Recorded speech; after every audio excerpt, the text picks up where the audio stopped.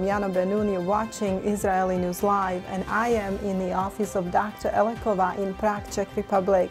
I have seen her last month and we have discussed dangers of vaccinations and illness and disease that can show up after vaccinating, and today she agreed to sit with me here in her office and discuss the solutions. So, Dr. Elekova, what would you recommend to people who are injured by vaccination? What can they do to improve their life? Well, it can be very simple in some cases. In some cases, it's very difficult. But it's necessary to know what are vaccines doing in the body, which systems they influence, which system they system influence. So from that you can have the solution. Mm-hmm. The main thing is that vaccines are making a mess in the immune system. Mm-hmm. There is a disbalance. So it's weakening the immunity, which is responsible for fighting for infections. That means immunity which help you to get rid of the infections, the cell immunity.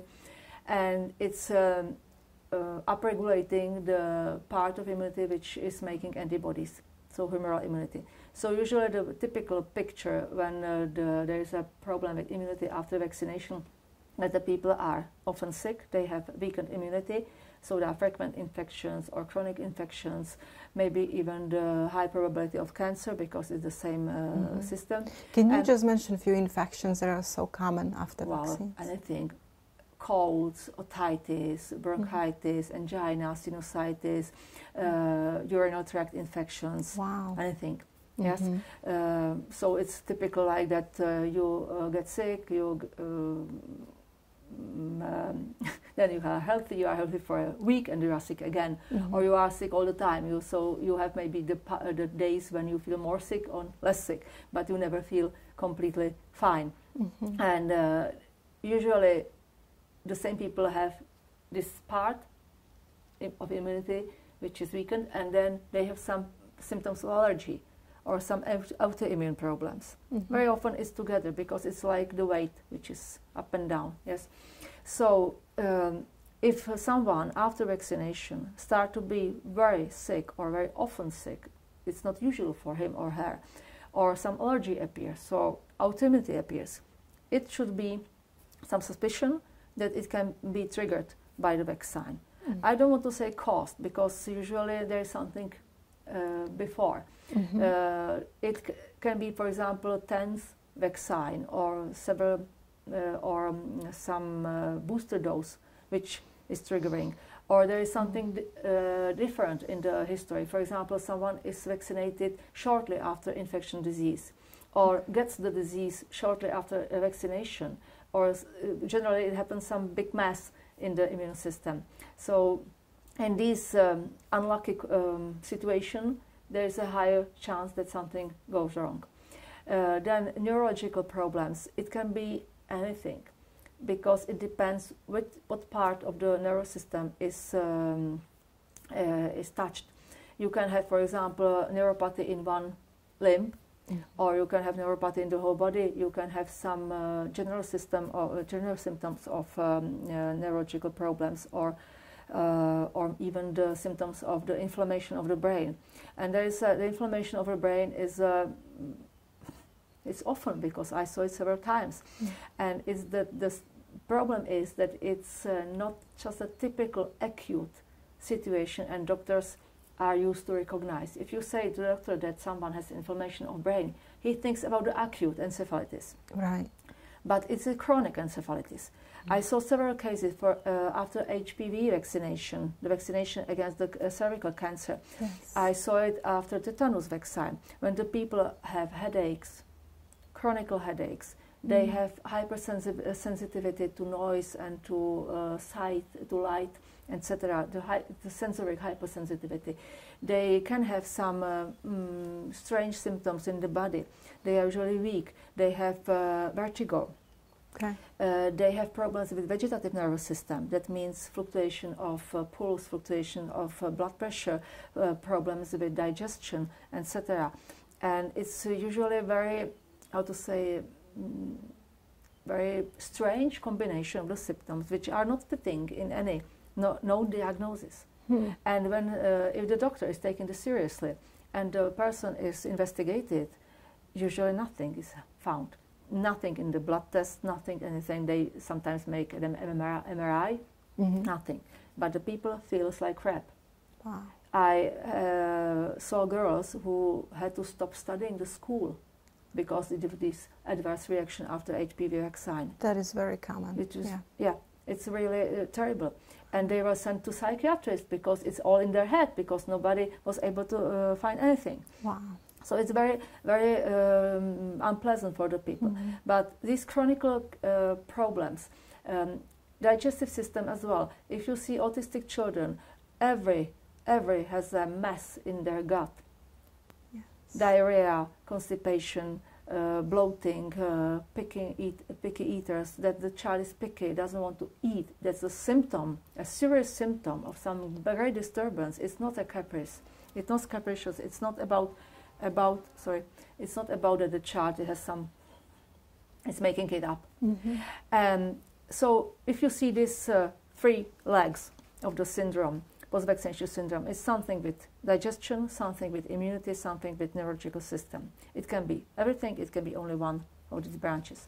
So first and very important thing, especially for the children, and I say that you cannot treat really heavily damaged children without this, is a diet. It's a diet which is able to heal the gut. It's able to heal the leaky gut, is giving enough nutrition for the body, is removing the allergens, it's removing problematic food. Can you be more specific? Yeah, there's one diet which has a good record, is the GAPS diet. Okay. GAPS is the abbreviation from the Gut and Psychology Syndrome. It's a book with this title, Gut and Psychology Syndrome. Author is Dr. Natasha Campbell-McBride. He herself treated her own son from autism 20 years ago. And he has even a very good website. If you look at www.gaps.me, I think it is, or you can Google GAPS and you find it. In fact, as a basic thing, it's a paleo diet. It's a diet which is removing every modern food, and even the modern Frankenfood. You know, these things from the boxes and colors, etc. Right. So no grains, no starches. In fact, in the first stage, so no potatoes, no rice, nothing. No sugar, of course, no modern food, no dairy, no pulses, no beans, no artificial oils. It's focused about the bone broth, the soups, the basic soup when you are cooking the bones and meat and make soup, because this the soup is the most healing thing for the gut. Our grandmas knew what they are doing when they are giving us chicken soup when we were ill, and wanted us to get well again. So vegetable, meat, fish, and then there are other stages when you are adding eggs, then you are adding well-prepared dairy. You have to do it at home, so your homemade yogurt, homemade kefir, homemade sour cream, etc.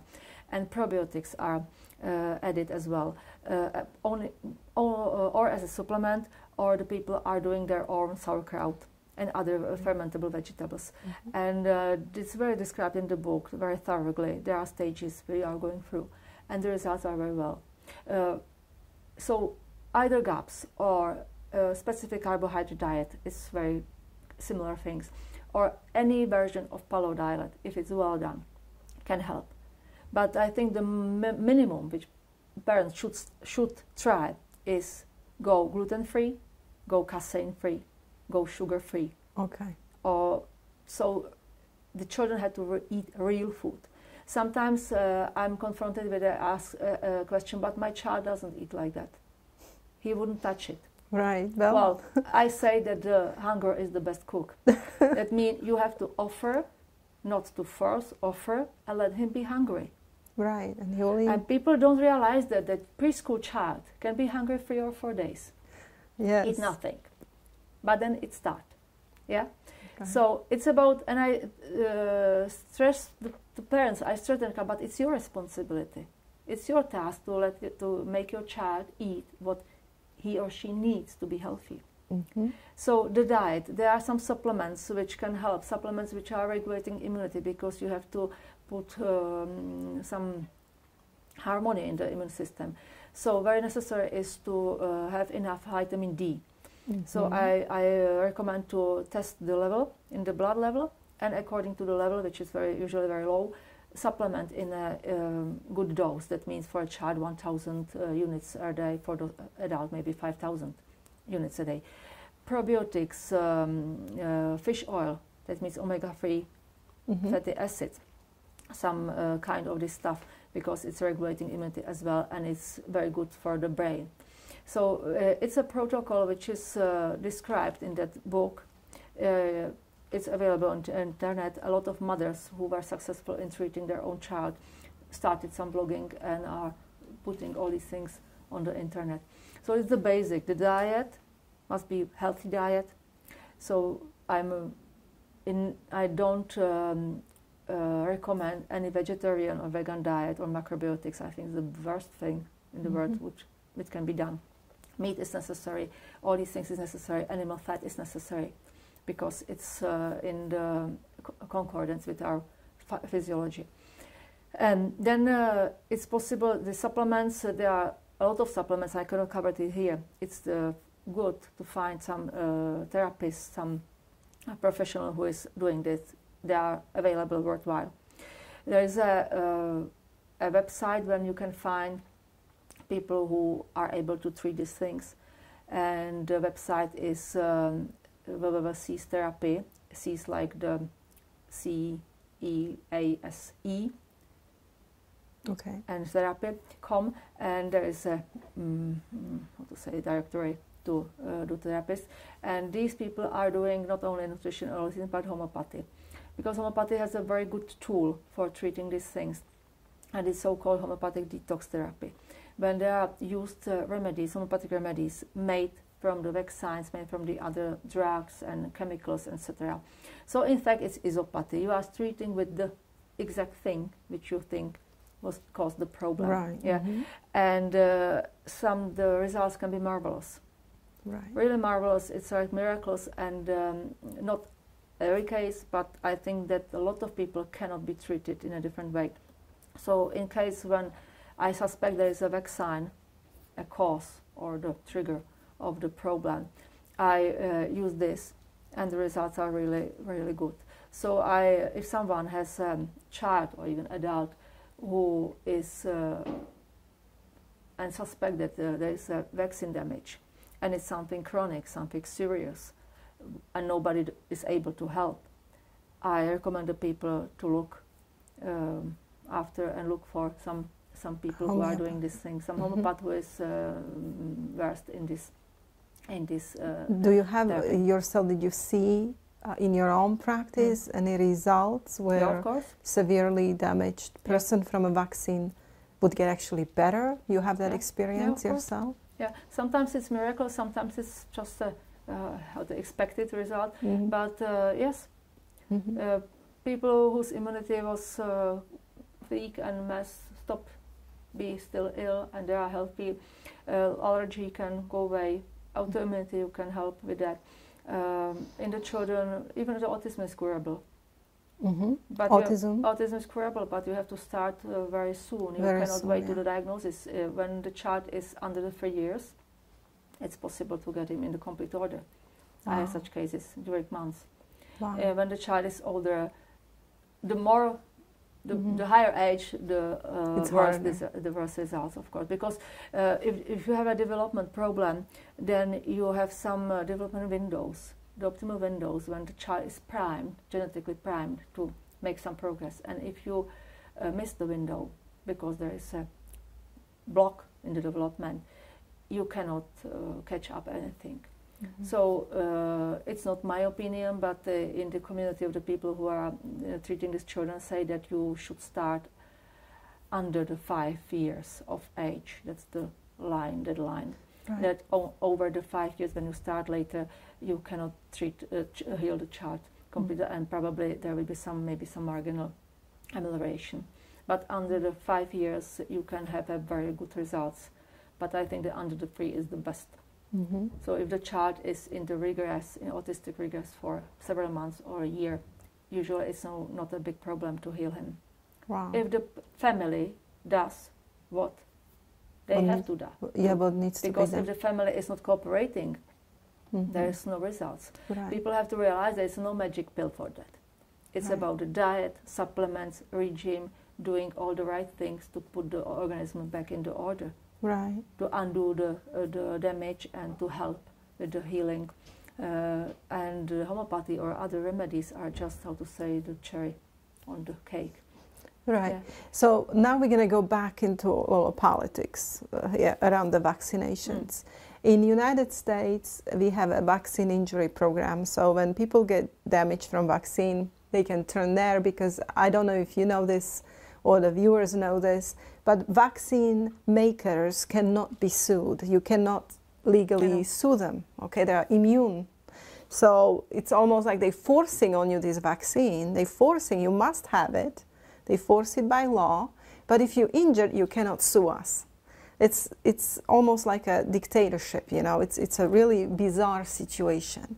But at least in the United States, we have this compensation program. There is no such thing in Czech Republic, right? So how do you feel about situation here in Europe or East Europe in particular? Do you think that people are well informed over here about vaccine dangers? Or more needs to be done in terms of educating the public? They are not well educated. Recently there was some survey what people know about vaccination, not vaccine damage, but about vaccination, and it was very funny because most of the people wanted to be mandatory vaccination. They believe it's fine, but when they were asked what are the vaccines against, they didn't know. Right. So we want mandatory vaccination, but we don't know which diseases we are covering. So it's really funny, yes, to want something and don't want what you want. So people, well, I have a little, how to say, not a typical position, because I'm in contact with people who have some problems with vaccination, or they are hesitating, or they have concerns. So the circle or the people who are contacting me are not a typical population. Right. If you will go somewhere and start to ask in the supermarket, probably the answers will be different. So I think there are a lot of people who have concern, a lot of people who are asking questions and seeking answers.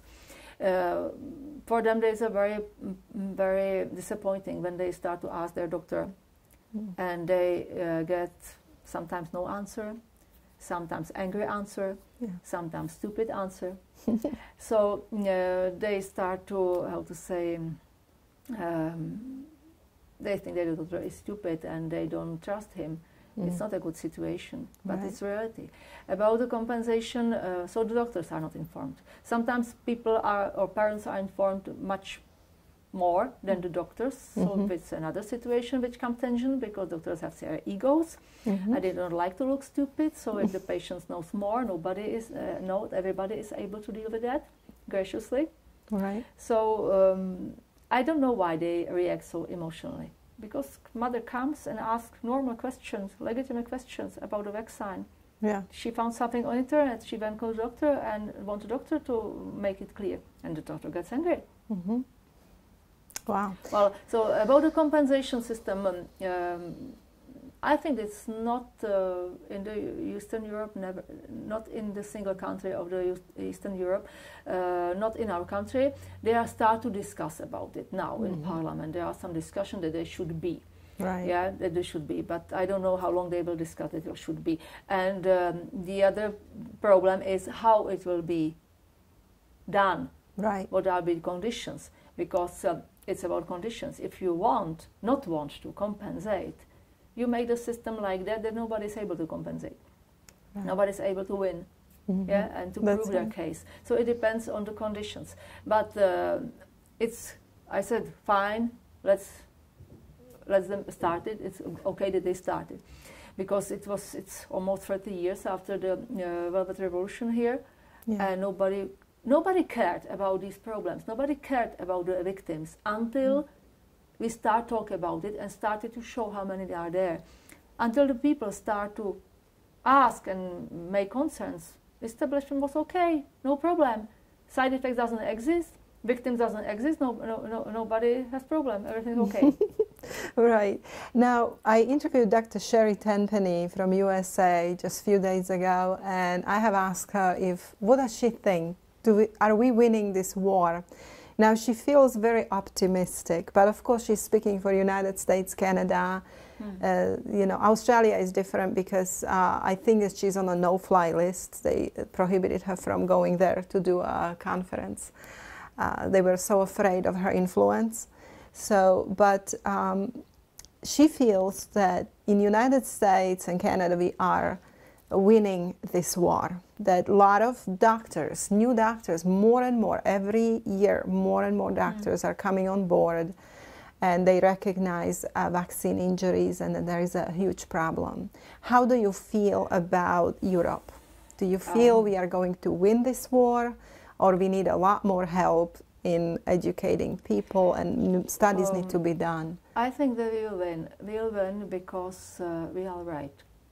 Because the science is completely 100% on the anti-vax side. Right. Because if you look at the new research which was done in the last 15 years about the aluminium, about the adjuvants, what they are doing, about the real mechanism of action of the vaccines, it's new things, and it's showing, clearly showing, that the theory of the vaccination on which the vaccination programs are based are wrong. And it's showing what is the spectrum of the side effects. So it's putting the it's making the connections between some pathological conditions and vaccination. So even the diseases or conditions who 30 years ago nobody would think it could be connected. Now it's clear it's connected because the research is done on the molecular level. It's the experiments on animals. There are some really good research showing on the molecular or cellular level what is going on when you put the vaccine in the body. Right. So it's described. There's a described way how the aluminum is getting to the brain. It's described how it's causing autoimmunity. Everything is proved already. It's still research, but the basic things are known. So it's scientifically proved that allergy, autoimmunity, and neurological problems can be, and very often are, caused by vaccine, and the mechanism is described. So those who are saying that this is not true have no evidence. Right. Well, so the new research is saying and showing what the vaccines are really doing.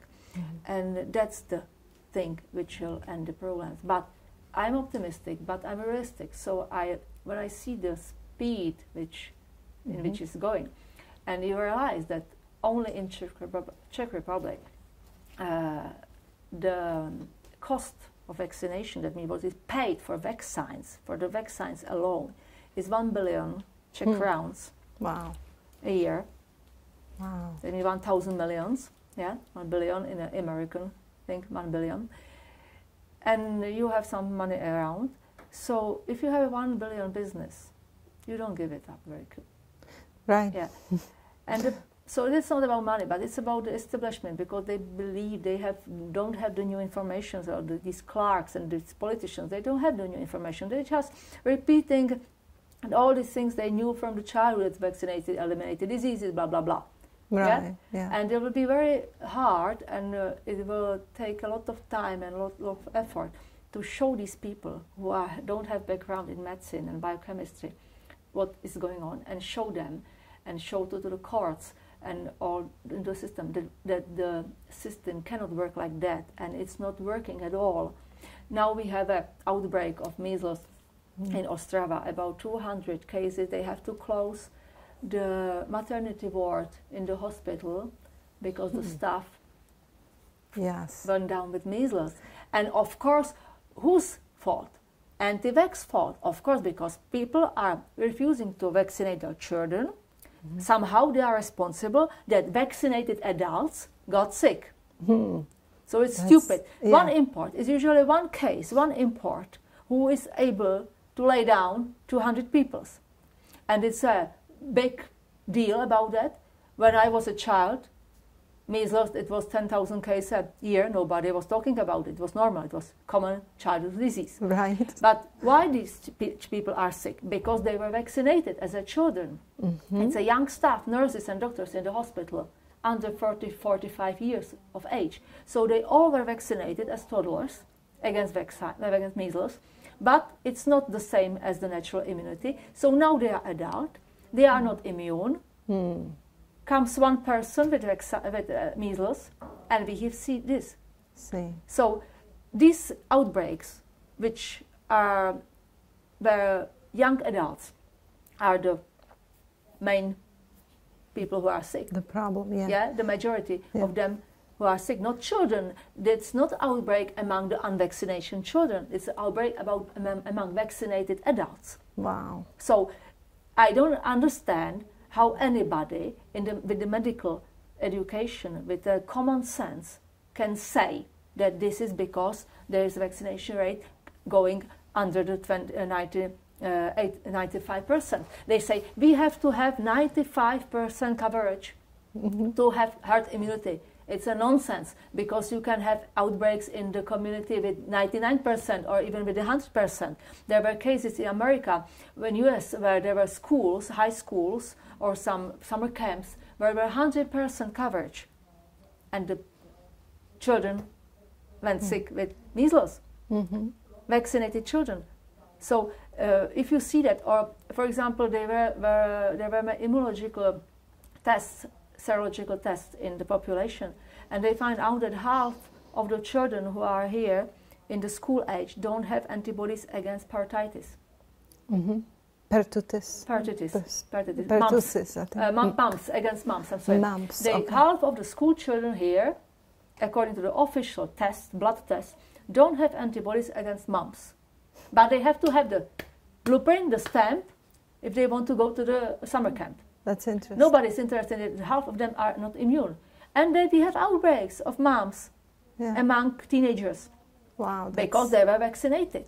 So for me, it's complete nonsense, this MMR vaccine, because it doesn't confer you normal immunity. You can be immune in the, say, first 10, 15 years, when it's the best for you to get the disease, and you get it when you are adult, and it's much more problem for you. Yes, much more difficult. Yeah. So we don't have compensation programs. I don't know how it will look like.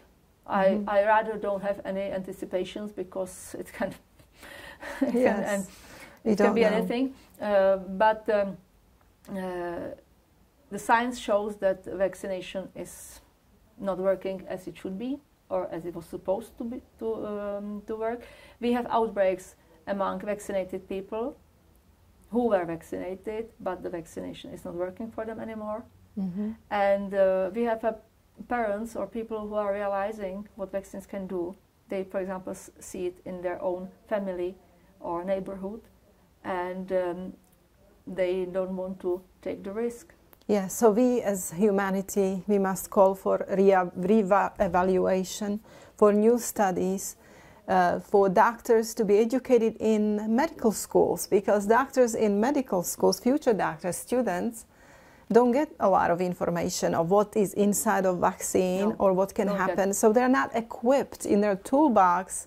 We don't have the tools to deal with this problem. So we as humanity, we need to get together and we need to ask for change. And this is up to you. If you have children, or if you're grandmother, grandfather, you have children that are about to have their own children, it is up to all of us to pass this information. We have these doctors now, they're coming on board, and I call them angels among us.